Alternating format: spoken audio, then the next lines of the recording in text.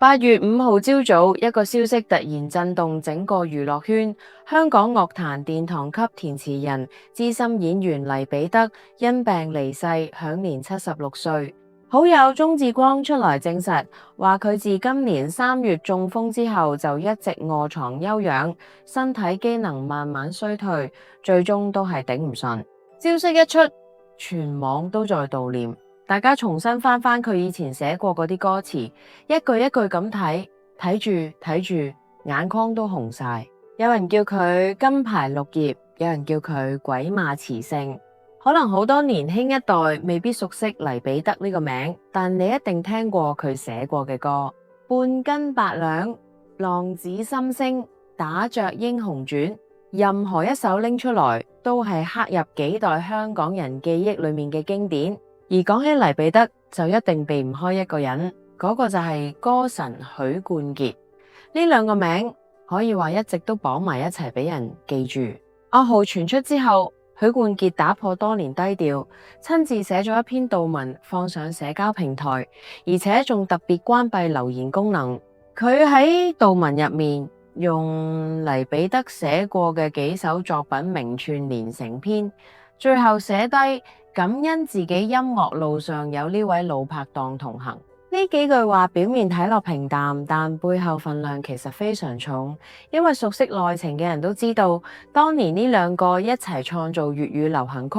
黃金年代嘅神仙組合，喺最紅最旺嘅時候之後，竟然慢慢散咗火，而且往後幾十年幾乎冇再見過面，甚至連一通電話都沒有打過。咁就令人覺得奇怪，明明冇發生過公開大吵大鬧，冇鬧上法庭，甚至連一句互相攻擊嘅說話都候唔到。兩個曾經惺惺相惜嘅老拍檔，點解最後會變成最熟悉嘅陌生人？更加奇怪嘅係，明明大家都隱約知道當年可能發生過啲事，但兩個人幾十年來，一個從來唔主動提，一個就算喺自己節目入面講起，都只係輕輕帶過，好似大家之間有一種默契，冇人願意真正揭開呢層窗戶紙。咁呢段關係背後，到底藏住一段點樣嘅往事？究竟係娛樂圈裏面常見嘅名利糾葛，定係另有原因？外面流傳過嘅幾個版本，到底邊個先係真相？定其實全部都唔完全準確？今日就借住呢個令人惋惜嘅消息，同大家慢慢拆解一下呢段被稱為乞兒與王子嘅傳奇友情，究竟係點樣一步一步走到今日呢個結局？故事要由50年前一場飯局開始講起。輝煌歲月，草根與王子的命運相遇。黎彼得同許冠傑其實一開始係兩個完全唔同世界嘅人。許冠傑香港大學畢業，高材生出身，家庭環境唔錯，一路行來相對順利，後來更成為萬人景仰嘅歌神，企喺香港樂壇最高位置。用今日嘅講法，就係一個真正嘅王子。而黎彼得呢，原名黎成就，小學都未讀完就輟學。年輕時候跟住大人做過碼頭搬運，學過修車，咩辛苦工都捱過，靠住自己一路摸爬滾打。後來憑住一把鬼馬口才同一支生花妙筆，開始幫雜誌寫專欄，慢慢闖入文化圈，係一個由基層一步一步爬上來嘅乞兒仔。按道理講，呢兩個人一世都未必會有交集，但人生就係咁奇妙啊！大概1974年前後，當時仲係做私家車司機嘅黎彼得，因為泊車位同溫拿樂隊成員陳友相鄰，兩個人因此認識，慢慢開始接觸娛樂圈邊緣。之後一次酒樓飯局，經酒店小東家介紹，黎彼得認識咗坐喺隔離台嘅許冠傑。嗰陣時嘅許冠傑已經開始嘗試一條新路，用最貼地嘅廣東話寫歌詞，唱普通市民每日面對嘅生活同心聲。但佢缺少嘅，正正就係一個可以將街坊智慧變成文字嘅填詞人。而黎彼得身上嗰種市井幽默、鬼馬表達方式，一下就吸引咗許冠傑。兩個人一拍即合，由1976年嗰張劃時代嘅半斤八兩專輯開始，一路合作到1982年嘅難忘李子船，前後7年，7張專輯，一齊創作接近80首作品。呢7年可以話係兩個人最輝煌嘅合作時期，亦都係粵語流行曲由無人問津走向主流嘅關鍵年代。以前香港樂壇基本上係國語時代曲同英文歌天下，好多人覺得廣東話唱歌唔夠高雅，根本登唔上大雅之堂。但許冠傑同黎彼得偏偏反其道而行，將打工仔嘅辛酸、生活壓力、物價上漲嘅無奈、麻將台上面嘅人生百態，全部寫入歌詞裏面。半斤八兩講嘅係打工仔揩錢有幾辛苦，一句歌詞唱中無數基層市民嘅心聲。加價熱潮諷刺物價年年上漲，人工永遠追唔上。賣身契寫出打工仔面對老闆同合約時嗰種無奈。打卓英雄傳就將麻將台上面贏輸之間嘅喜怒哀樂寫到活靈活現，甚至連賀歲歌財神到都成為香港人每年過年必聽嘅經典。這些歌詞全部都係最貼近市民生活嘅語言，但又押韻順口，唱出來朗朗上口，一下就打入幾百萬香港普通市民心裏面。嗰個年代香港經濟起飛，人人都搏命認食。許冠傑同黎彼得寫出來嘅歌，講嘅就係大家每日經歷緊嘅人生。一首歌播出去，茶餐廳、的士、工廠、街頭巷尾，到處都有人哼唱。有樂評人後來回顧呢段歷史時講過，許冠傑同黎彼得呢個組合最厲害嘅地方，並唔止係旋律好聽，而係佢哋真正做到貼地但唔低俗，歌詞可以寫市井生活，但音樂質素同演繹水平依然保持住高度，所以先可以做到雅俗共賞。經過幾十年之後，依然有人聽，有人記得。除咗同許冠傑合作之外，黎彼得本身嘅才華其實亦都吸引咗當年好多樂壇巨星注意。譚詠麟、張國榮、羅文、梅艷芳等人都曾經靠過佢填詞。佢嘅創作風格好多變，可以寫快歌，亦都可以寫慢歌，橫跨唔同類型，作品數量非常豐富。據統計，佢一生填詞超過300首，足跡橫跨整個粵語流行樂壇最輝煌嘅年代。可以話正正係呢7年黃金合作，奠定咗粵語流行曲後來幾十年嘅基礎，亦都令兩個人喺樂壇裏面留下不可取代嘅地位。嗰陣時嘅黎彼得風頭其實非常勁，雖然佢從來唔係站喺台前接受掌聲嗰個人，但圈內人全部都知道許冠傑背後有一個鬼馬詞人叫黎彼得，甚至連許冠傑兩位兄弟，導演許冠文同演員許冠英，都因為呢層關係同黎彼得相熟。黎彼得後來亦都提過，自己因為同許冠文合作拍戲，所以同許家幾兄弟慢慢熟絡，一路見證住許家一家人嘅生活。講起許家幾兄弟感情好，家庭和睦，佢語氣裏面一直都有一種感慨。呢種亦師亦友，甚至幾乎融入對方家庭嘅關係，放喺娛樂圈裏面，其實真係非常難得。當年唱片公司一開始其實對呢種街坊話歌詞都有保留，覺得太過口語化，可能會影響歌手形象，市場未必會接受。但結果一推出，反應完全超出預期。半斤八兩專輯一出街，銷量一路升，街知巷聞，成為香港流行音樂史上一張繞唔開嘅經典專輯。呢一下徹底打破咗業界一直以來覺得廣東歌上唔到台面嘅偏見，亦令許冠傑由一個會唱歌嘅港大高材生，正式走向後來被封為歌神嘅殿堂級位置。而黎彼得亦都因為呢幾年合作，由一個無人認識嘅雜誌專欄寫手，變成樂壇炙手可熱嘅填詞人，身價同地位一路提升。你話兩個人咁樣一路扶持住向上爬，本來應該係一世都拆唔散嘅交情，但點估到7年之後呢段關係竟然會走向一個連當事人都唔願意講清楚嘅結局。而裂痕出現，名利場同流言蜚語，不過所有黃金歲月始終都有完結一日，合作去到第7年，兩個人正式停止搭檔，各自發展。講到呢度就要面對一個關鍵問題，當年外界嗰啲閒言閒語到底有冇影響到兩個人關係？黎彼得生前接受訪問時，其實自己都親口講過原因。佢話兩個人合作太密，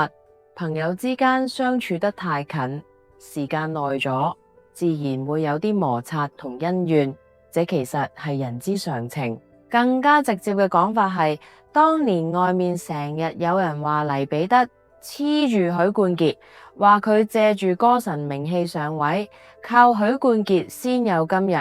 亦有人傳係許冠傑太太唔太中意黎彼得，覺得佢成日走入屋，兩個男人經常通宵傾偈寫歌，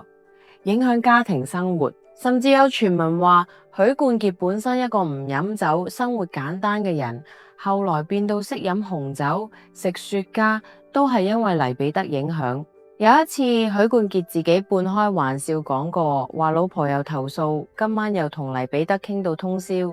點知呢句說笑後來俾外界無限放大，慢慢演變成許太唔喜歡黎彼得呢類傳聞。但黎彼得後來喺自己主持嘅網絡節目裏面就專門講返呢段舊事。佢講得好直接，話以前有啲人自稱知道佢哋兩個之間發生咩事，但其實根本唔可能知道得咁詳細。好多所謂內幕都係將零碎消息拼埋一齊，再加上自己想象出來。至於話許太唔歡迎佢，呢啲更加係亂講，真實情況反而完全相反。許太對佢一直都好好，仲試過親自煮牛扒請佢食，大家一齊去餐廳食飯嘅次數都唔少。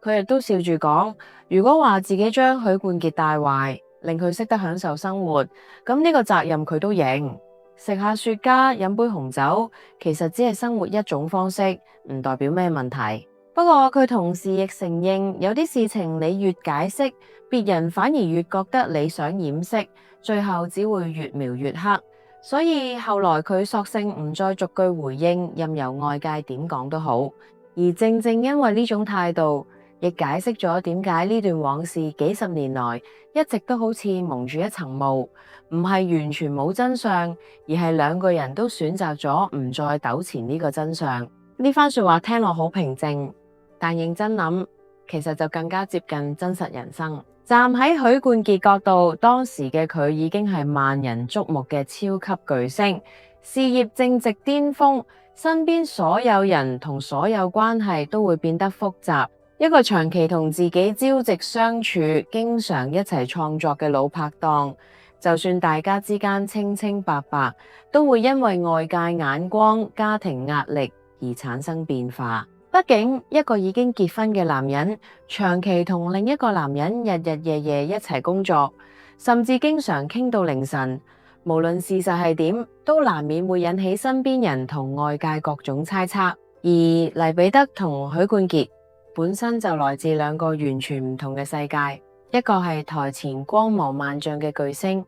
一個係幕後默默付出嘅填詞人。呢種身份上天然存在嘅差距，一旦遇上外界流言攻擊，原本緊密嘅關係自然就容易出現裂縫。嗰個年代嘅娛樂新聞，靠一份八卦雜誌、一張小報標題就可以影響成條街嘅討論方向。記者最中意寫呢類故事，幕後人係咪影響咗台前巨星？巨星係咪虧待咗幕後功臣？無論邊個角度都充滿話題性，於是兩個人嘅關係就不斷被外界放大同猜測。面對呢一切，黎彼得選擇沉默，許冠傑亦都只係偶爾淡淡回應，從來冇真正公開開火。亦正因為兩個人一直保持克制，反而令外界更加猜唔透佢哋心裏面真正嘅想法。所以7年之後，兩個人慢慢停止合作，各自寫自己嘅作品。最後一次合作嘅專輯就係1982年嘅《難忘李子船》。之後真真正正就好似歌詞裏面講嘅一樣，難忘你，但各自走遠。黎彼得後來曾經講過，呢一次分別之後，兩個人幾十年冇再見過面，甚至連一通電話都冇打過。兩個曾經一齊捱夜創作、一齊經歷高低起伏嘅人，就咁安靜退出咗對方人生。這份距離先至係最令人唏噓嘅地方。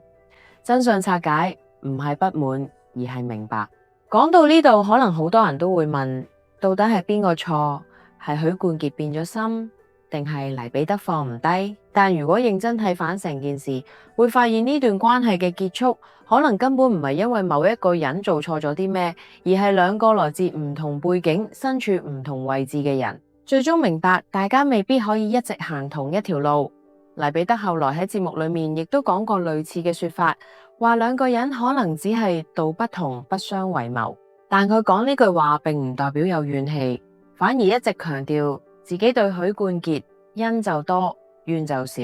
仲形容許冠傑係自己嘅恩公恩師。呢份感激從來冇因為幾十年冇聯絡而消失。如果兩個人真係反目成仇，一個人係唔會喺幾十年之後仲用恩公恩師呢啲字眼去形容對方，更加唔會喺接受訪問嗰陣仍然主動幫對方澄清，替許冠傑同佢屋企人講好話。所以事實可能根本冇外界想象中咁戲劇化，冇所謂奪妻之恨，冇所謂金錢糾紛，更多嘅可能只係兩個性格、背景、人生軌跡完全唔同嘅人喺娛樂圈呢個大染缸裏面，被流言慢慢放大咗彼此之間原本細微嘅距離，最後各自選擇退一步，保留返最後嗰份體面。其實再睇返黎彼得之後嘅人生，都更加能夠說明佢對呢段關係嘅態度。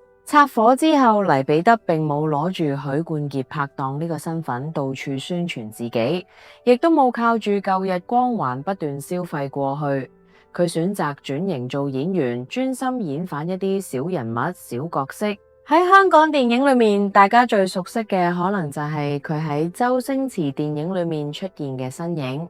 最經典嘅角色之一就係《唐伯虎點秋香》入面嘅華府師爺。雖然戲份唔算好多，但佢一開口、一舉手、一投足，都有一股濃濃嘅市井味，令人一睇就記得。除此之外，佢亦都喺《逃學威龍》《鹿鼎記》等作品裏面出現過。雖然大多數時間都係配角或者客串，但佢總能夠將小人物嗰種無奈、滑稽同真實感演出來，成為香港影視圈裏面公認嘅金牌綠葉。後來佢長期喺無線劇集《愛回家》裏面飾演爆叔，一演就好多年，陪住好多觀眾日日睇電視，成為唔少香港人生活裏面熟悉嘅面孔。不過去到晚年，黎彼得嘅身體狀況就開始轉差。2022年期間，佢曾經因為眼腫去求醫，檢查之後發現腦部血管收窄，同時心臟亦都有2條血管出現阻塞，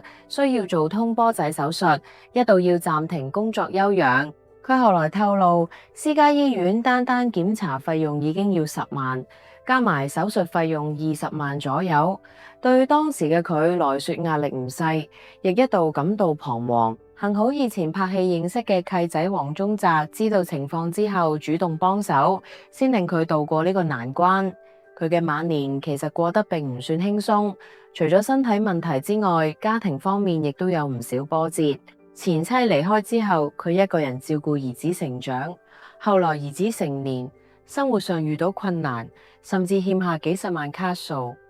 黎彼得亦都冇推卸，默默幫手還債，供兒子繼續讀書。今年年初，佢因為身體狀況變差，入住護老院，點知3月1號凌晨突然中風，自此之後一直臥床休養。好友鍾志光曾經講，5月13號黎彼得生日嗰日，佢專程去探望老友，喺病床旁邊唱生日歌，希望可以幫佢打氣。但當時嘅黎彼得已經冇辦法作出回應，嗰一幕令在場所有人都覺得非常心酸。呢個就係黎彼得真實嘅晚年，低調辛苦，但從來冇靠住過去嘅輝煌去換取同情，亦冇借許冠傑拍檔呢個身份去博取關注。要知道娛樂圈裏面從來唔缺靠舊日關係翻炒新聞嘅例子，一段幾十年前嘅合作，只要包裝一下就可以重新製造話題，甚至成為賺錢工具。但黎彼得偏偏冇選擇呢條路，幾十年來佢寧願靠拍戲做節目，靠自己本事生活，都冇將歌神昔日拍檔呢個標籤變成自己謀生嘅招牌。呢一點其實同佢年輕時候由基層一路捱上來嘅經歷完全一致。佢一直相信靠自己能力食飯，比靠任何人嘅名氣更加重要。再睇返佢後來主持網絡節目，雖然節目有時候都會講圈中舊事，但每一次提到許冠傑，佢都非常有分寸，願意講嘅永遠都係感謝、懷念同欣賞。至於任何可能傷害對方、影響對方形象嘅細節，佢從來唔講。呢種克制其實更加說明佢心裏面一直珍惜呢段舊情。而另一邊，許冠傑幾十年來對呢段往事亦都保持沉默，佢好少喺公開場合主動提起同黎彼得合作嘅過去，直到老拍檔離開之後，佢先願意寫下悼文，用自己方式表達懷念。篇悼文裏面冇提當年任何所謂不和，只有對黎彼得才華同貢獻嘅肯定。佢逐一提起幾首經典作品，形容黎彼得嘅歌詞通俗但絕對唔低俗。最後講感謝自己音樂道路上曾經有呢位老拍檔同行，兩個人就用各自方式將呢段過去修好，冇人再去揭舊傷疤，冇人再去追究當年究竟邊個啱邊個錯，可能呢就係成年人之間最大嘅體面，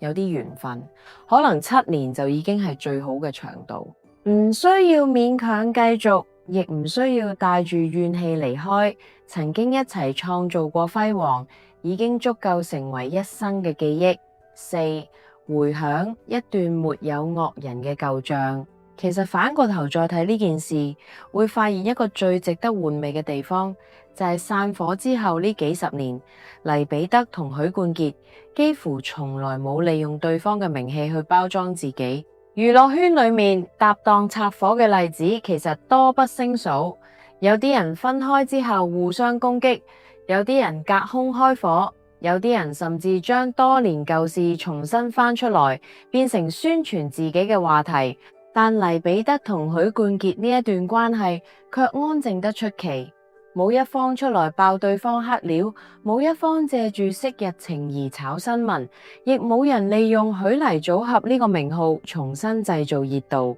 就連媒體想響突破口都好難落手，因為兩個人從來都唔接呢個話題。黎彼得晚年主持網絡節目，講起許冠傑，永遠都係嗰幾句因公因私感恩。佢從來冇公開流露過半句怨言，而許冠傑呢邊則係幾十年保持低調，直到老拍檔離世，先用一篇悼文表達自己真正嘅態度。呢種默契，與其話係兩個人刻意維持出來嘅體面，不如話係兩個經歷過風浪嘅成年人對彼此有一種理解，因為佢哋都知道有啲往事未必要再翻出來講，有啲關係未必要強行修補。與其不斷解釋一段已經過去嘅歲月，不如將最好嘅部分留低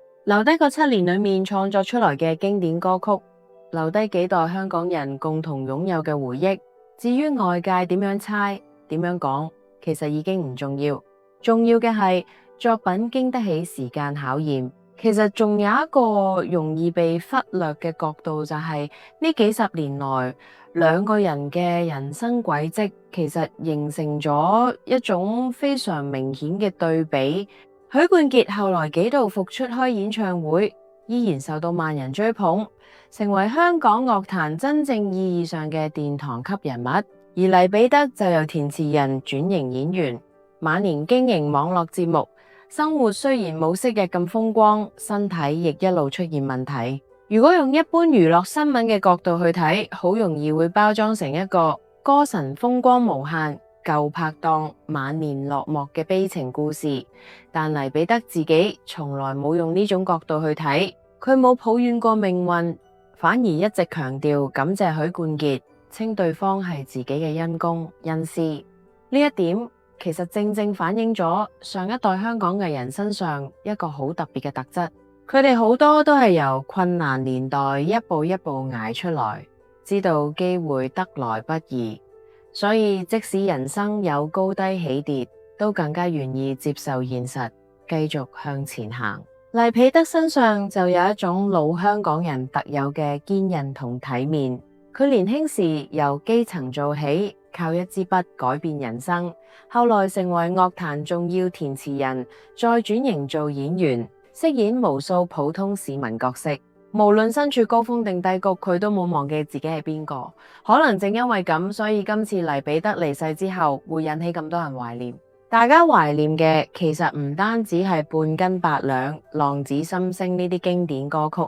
亦都係懷念一種屬於舊香港嘅精神，踏踏實實做人，憑自己本事食飯，面對人生喜樂，依然保持尊嚴。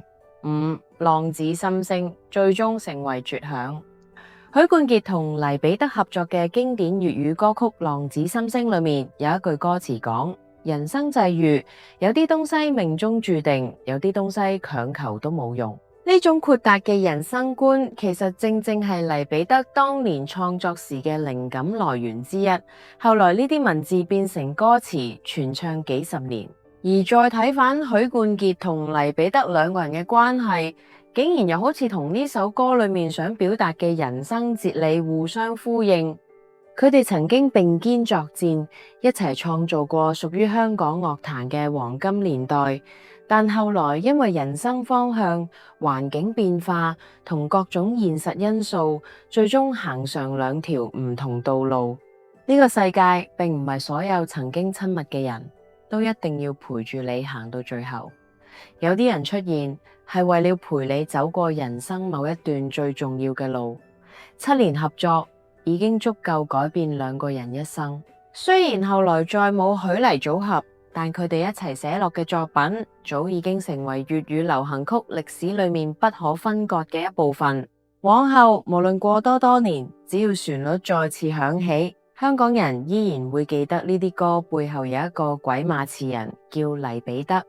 8月5號，鬼馬詞聖黎彼得離開人世，享年76歲。佢一生寫過300多首歌詞，演過無數令人難忘嘅小人物，用自己方式將普通市民嘅生活寫成藝術，亦都將人生百態演成一幕幕經典。乞兒與王子呢段往事，沒有真正意義上嘅輸贏，亦冇所謂絕對嘅對錯，只係兩個曾經並肩創造奇蹟嘅人，最後各自走完自己嘅人生道路。一個繼續站喺聚光燈底下接受掌聲同喝彩，一個就喺幕後默默耕耘，用自己方式活出尊嚴。但無論行邊條路，最終都係無愧於自己。睇到呢度，不知道大家心裏面有冇一啲感觸？如果你都曾經聽住半斤八兩或者浪子心聲長大，不妨留言講下黎彼得留俾你印象最深嘅一句歌詞或者一個角色。等呢位鬼馬詞人喺呢個夏天再一次被更多人記返起，亦都不妨諗一諗，人生裏面到底係嗰種一世綁埋一齊轟轟烈烈嘅關係更加珍貴，定係曾經一齊奮鬥過，後來各自安好，心裏面仍然保留感激，但唔再打擾對方嘅關係更加難得。呢個問題可能冇標準答案，但黎彼得同許冠傑兩個人用自己一生經歷交出咗屬於自己嘅答案。一個繼續喺台前發光，一個就喺幕後默默堅持。兩條路睇落分開，其實最後都通向同一個終點，無愧於心，一路好走。Peter 哥，多謝你留下咁多好歌，陪住幾代香港人行過風風雨雨嘅歲月。